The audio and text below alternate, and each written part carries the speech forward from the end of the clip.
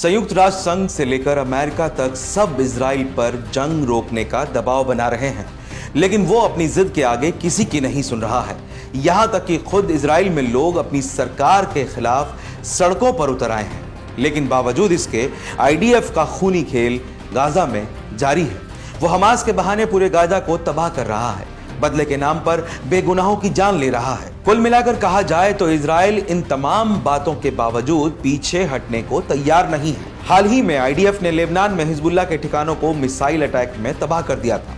उसकी तस्वीरें भी उसने जारी की हैं, जो उसके खतरनाक इरादों की झलक दिखाती हैं। इसके अलावा दक्षिणी और उत्तरी गाजा में भी इजराइल की सेना कहर बरपा रही है।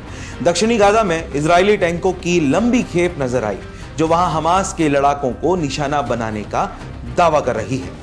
इजरायली कार्रवाई की वजह से वहां राहत पहुंचाने वाले जो ट्रक हैं, उनकी एंट्री भी रुक गई है।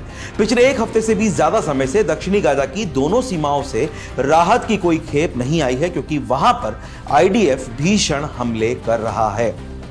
उत्तरी गाजा के जबालिया में भी इजरायली सैनिक टैंकों और खतरनाक हथियारों के साथ जमीनी कार्रवाई कर रहे हैं। वहां सैनिकों को एक एक घरों को खंगालते हुए देखा गया। उधर इजरायली रक्षा मंत्री ने भी रफा में अधिक सैनिक भेजने की बात कही है। इससे साफ है कि इजराइल ज्यादा से ज्यादा सैनिकों को जंग के मैदान में उतारकर इस जंग को जल्द से जल्द मुकाम तक पहुंचाना चाहता है, क्योंकि 7 महीने से जारी इस जंग का पूरी दुनिया में विरोध हो रहा है। गाजा के जबालिया से 3 बंधकों की लाशें मिली हैं। इजरायली सेना का कहना है कि तीनों शव हमास के एक सुरंग से मिले हैं। जिन लोगों की लाशें मिली हैं, उनकी पहचान शानी लूक, अमित बुस्कलिया और इट्जहाक के रूप में हुई है। इजरायली डिफेंस फोर्सेस ने बताया कि इन लोगों की 7 अक्टूबर को ही हत्या कर दी गई थी। इसके बाद इन्हें गाजा ले जाया गया था। इनकी लाशों को जानबूझकर सुरंग में रखा गया था, ताकि इजराइल पर दबाव बनाया जा सके।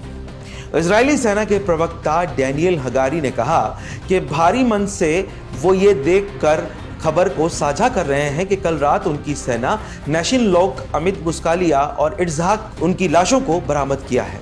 उन्हें 7 अक्टूबर को हमास ने नरसंहार के दौरान बंधक बना लिया था और उनकी हत्या कर दी गई। उन्होंने जो विश्वसनीय जानकारी जमा की है, उसके मुताबिक तीनों की हत्या नोवा संगीत समारोह में भाग लेते समय ही हमास ने कर दी थी।